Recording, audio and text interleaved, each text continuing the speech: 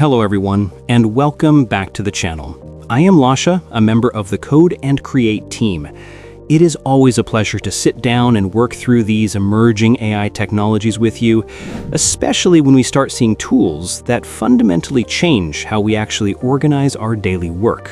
If you spend any significant amount of time generating AI media, you already know the primary bottleneck isn't the AI models themselves, it is the workflow. Until recently, creating a single cohesive video ad meant operating across 4 or 5 different tabs.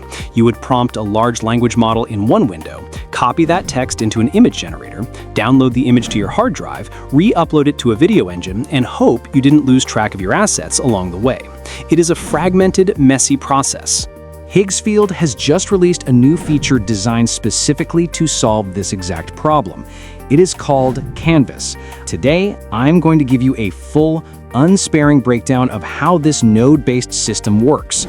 We will start by exploring the built-in templates and the basic mechanics, move into some practical, step-by-step use cases, and finally, I will show you a fully automated, complex production pipeline. Let's jump straight into the dashboard. All right away on the main page, if you look up at the top menu, you will see Canvas. Let's click on that. Now, before we just hit New Canvas and start staring at a blank screen, I highly recommend looking at the Template section right here. If we click on this, you will see there are a handful of pre-built templates provided by Higgsfield. Let's click on this long video example just to see what is going on inside. When it loads up, you get an immediate visual representation of a completed workflow. You can see how a prompt node connects to an image node and how those then feed into a video generation node. We can't edit these specific template files, but they are incredible learning tools. Also, a really cool detail, if you look around the screen while in a template, you might actually see little name tags popping up and moving around. These are living documents, meaning multiple people can browse them at the same time. If you find a template you like, for example, an image edit workflow, you can simply click Add at the bottom. This instantly creates a brand new canvas for you with this exact layout already built. And from there, you just swap in your own assets and prompts. But for today's walkthrough, we need to understand how to build from the ground up. So let's head back out and click New Canvas. When you open a fresh canvas, you are initially greeted with the welcome screen, suggesting a few popular starting nodes. But to really learn how to build from scratch, let's just go ahead and click Dismiss. Once that is cleared, you are left with a completely blank workspace. As you saw in the templates earlier, this visual sandbox completely replaces the traditional linear chat interface, operating very much like the node editors in Blender or DaVinci Resolve. Instead of just studying a pre-built web, we're going to drop in our own command nodes and wire them together manually. To start building, let's bring an actual tool onto the board. All you have to do is right-click anywhere on the empty grid. This opens a menu showing all the available nodes. Let's select the prompt box to drop our very first node right into the workspace. Now that we have a visual reference point on the screen, let's quickly cover navigation. It is very straightforward. If you hold down the middle mouse button, you can drag to pan across the grid, moving around our prompt box. Holding Control or Command on your keyboard while using your scroll wheel lets you zoom in and out smoothly. And if you ever pan too far away or get lost in a massive, sprawling workflow, simply click the Return to Content icon down in the bottom left corner. It will instantly recenter your view right back on your active nodes. If you right-click the grid again, you will see the rest of the toolkit. This menu is where you access every feature Higgsfield offers, broken down into modular blocks. Alongside prompt nodes for text, we have image generators, video generators, voice tools, and LLM assistants.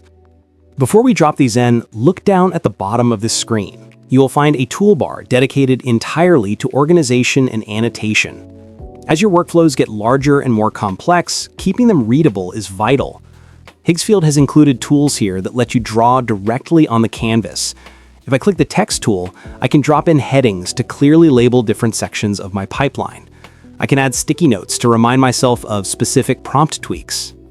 You can even drag out colored shape blocks, send them to the back, and use them as visual grouping folders.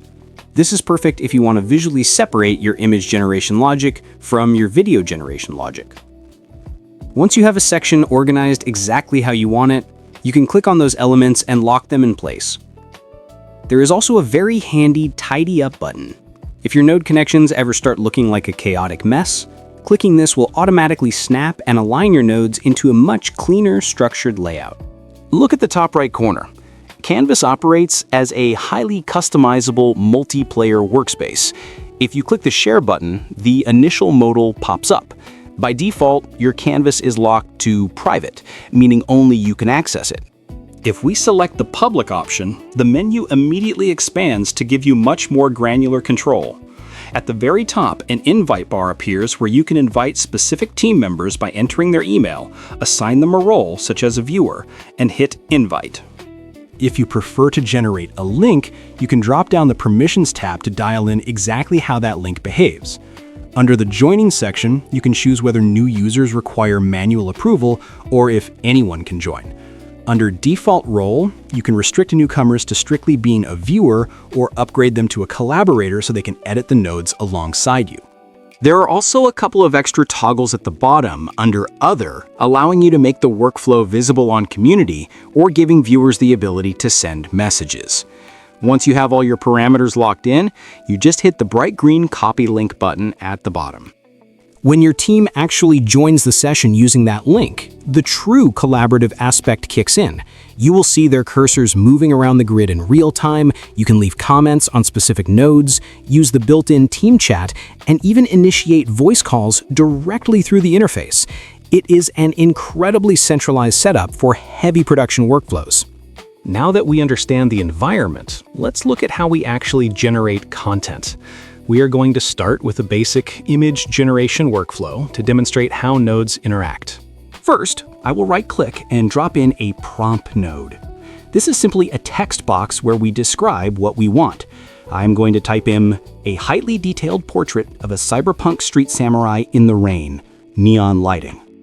Now, notice that there is no Send or Generate button on this prompt box. A prompt node by itself does nothing. It needs to be fed into a generation engine. So I will right-click again and add an image generation node. I will place it right next to our prompt. Before we connect them, let's look inside the image node. If I click the drop-down menu at the bottom of this block, I can choose the specific AI model I want to use. We have access to the major players here, GPT Image 2, Nano Banana 2, and others. For this test, I will select GPT Image 2. If I click the Settings gear icon on this node, a side panel opens. Here is where we control the technical parameters. I can change the aspect ratio. Let's set it to 9:16 since we might want to use this for vertical short later. I can also adjust the resolution and the batch size, which dictates how many images it will output at once. I will leave it at 1 for now. To make this work, I just click the little connector point on the right side of my prompt node and drag this digital wire over to the input point on the image generation node. They are now linked. The prompt is feeding directly into the GPT Image 2 model. To execute this, I can either click the Generate button on the image node itself, or I can click Run Pipeline at the bottom of the screen. Let's hit Run Pipeline. And there we go. We have our first generated image directly on the canvas. Now, if you are doing this just one time, you might think, why not just use the standard image generation tab on the website? And you would be right. For a single image, this node setup is slightly unnecessary, but the true value of Canvas becomes obvious when we start iterating and testing. Let's say I want to see how different models interpret this exact same prompt.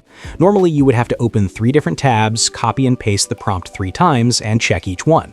Here, I will just right-click and add 2 more image generation nodes.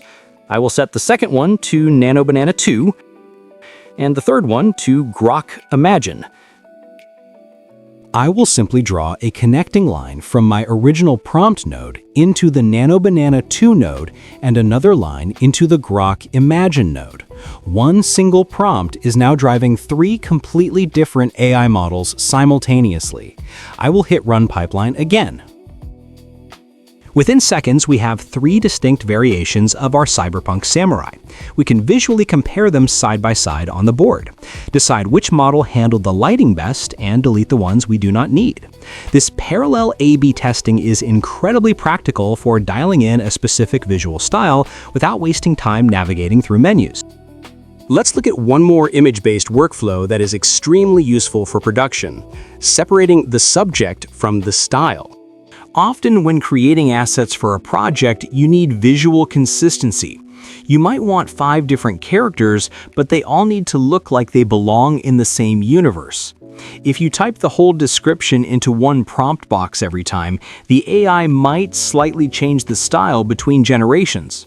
Here is how we fix that in Canvas. I am going to put all of my environment and style instructions directly into the image generation node itself. I will type a cinematic landscape photo of a pristine forest with a crystal clear flowing river, lush vibrant greenery, realistic daylight, highly detailed nature photography. This node is now locked into that specific environmental aesthetic. Now, in my separate text prompt node, I will only describe the subject we want to place inside that environment. Let's type a massive grizzly bear standing at the edge of the water. I connect the prompt to the image node and hit generate. The output is exactly what we wanted, a realistic grizzly bear, but strictly adhering to the pristine forest and river environment we defined in the image node. If I need to generate a different animal for my project, I do not have to rewrite the complex environment instructions. I just create a new prompt node, type in a deer with large antlers standing by the riverbank, disconnect the old bear prompt wire, plug this new one into our environment locked image node, and hit generate. We get a completely new subject, but the scenery and lighting are flawlessly consistent with the first one. By separating the subject from the environment into 2 different nodes, we essentially create a reusable backdrop template. You can swap the input animal 100 times, and the environment will always maintain that specific look. It is a highly efficient way to build out an asset library. Generating consistent images is incredibly useful, but modern content creation demands motion. To really see the utility of this node structure, we need to introduce video generation and automate the logical steps between our ideas and the final output. Let's take the image we just created and bring it to life. I'm going to add a video generation node to our workspace. I will select the Cdance 2.0 model, which is highly reliable for realistic motion. Now, before I connect anything, it is critical to configure the video settings. Video generations cost more credits and take longer to process than images, so you want to get the parameters right on the first try. If I open the settings, I can adjust the resolution and lock the aspect ratio to 9:16 for vertical platforms. I can also set the duration. Let's make this a quick 5-second clip. But here is the most important toggle: generate audio. You must remember to check this box if your video requires ambient nature sounds or a spoken script. To generate the video, the model needs 2 things: a visual reference and an instruction. I will drag a connection from our completed deer image into the video node. Then I will add a new prompt node and type, "The deer slowly lowers its head to drink water from the flowing river, with natural water ripples and gentle swaying leaves." I connect this text prompt to the video node and hit generate. And there is the result.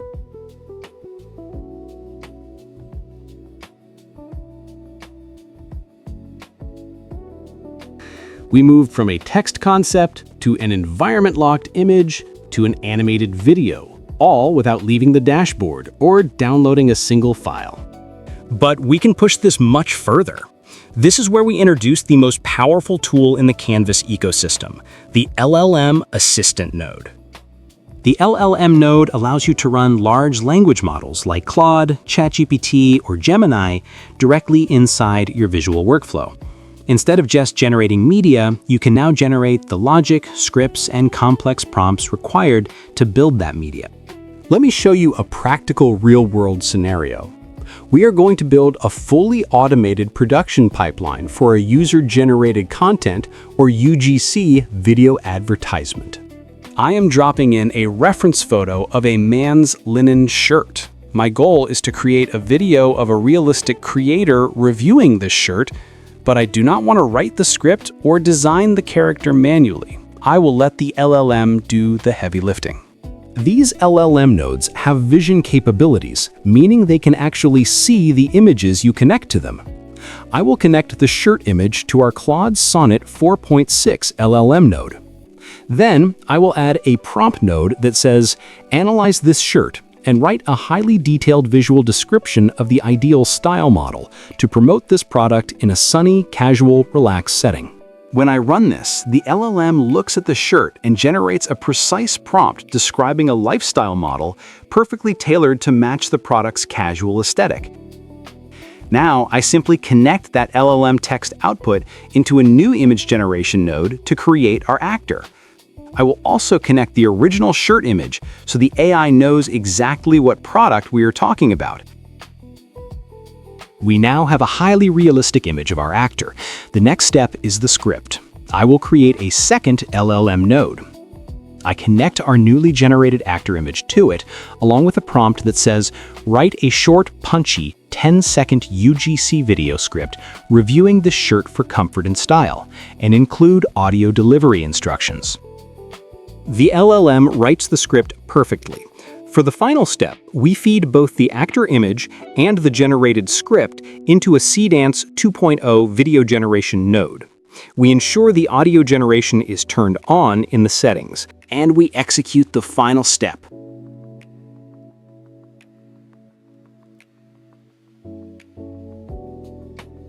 Okay, this shirt is stupid comfortable. Linen, ombre fade, mandarin collar. It literally looks like a vacation. Summer just called. Pick up. This is the true power of Canvas. We just built a localized ad factory. If you are managing a product catalog, you do not have to rebuild this process. You can simply replace the starting image of the shirt with a picture of a dress, a pair of pants, or a hat, highlight the entire node structure, and hit Run Pipeline. The system will automatically analyze the new product, invent a new matching actor, write a brand new script, and generate a finished talking video ad from scratch, all in one sequential automated run. When you compare this visual pipeline to the traditional method of jumping between ChatGPT, Midjourney, and separate video generators, the efficiency gains are undeniable. We have just built a highly advanced automated pipeline that can churn out user-generated content ads with a single click. On paper, and when it works perfectly, this is a massive leap forward for AI content creation. But I promised you an objective review, and I will be completely direct. The current user experience is not flawless. While the fundamental logic of Canvas is brilliant, the day-to-day operation can sometimes feel a little buggy. Occasionally, things just do not work exactly as you expect them to. You might run into minor interface glitches or visual bugs that introduce a little unnecessary friction. However, the software is definitely not unusable. These are standard early-stage issues, and I'm confident that the development team will gradually fix them as the platform matures. So, what is the final verdict? If you only need to generate a single image or a quick 5-second video, Canvas is overkill. You are better off using these standard dashboard tabs. However, if you are building complex assets, running parallel A/B tests, or creating fully automated pipelines, Canvas is an absolute necessity. It completely eliminates the chaos of jumping between different tabs and losing track of your prompts. The built-in LLM nodes are a massive advantage, and the ability to collaborate with your team in a live multiplayer environment easily justifies adopting this workflow. The shift toward node-based visual workspaces is exactly where professional AI tools need to go, and Higgsfield has laid down a very strong foundation here. If you want to test out Canvas and start building your own automated pipelines, I have left a direct link to Higgsfield right in the description below so you can easily access it and try it for yourself. Let me know in the comments if you prefer this visual style over traditional chat interfaces. As always, I hope you found this breakdown valuable and factual. Hit the like button, subscribe to the channel, and I will see you in the next video.